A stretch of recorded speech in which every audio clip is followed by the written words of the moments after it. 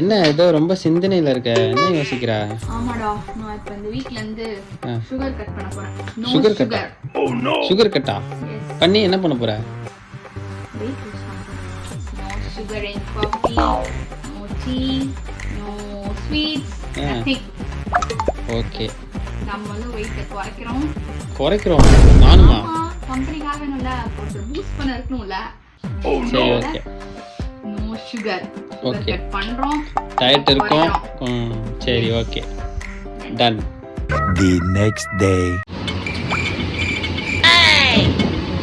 ராணிகா, no சுகர்னு சொன்னியே, என்ன?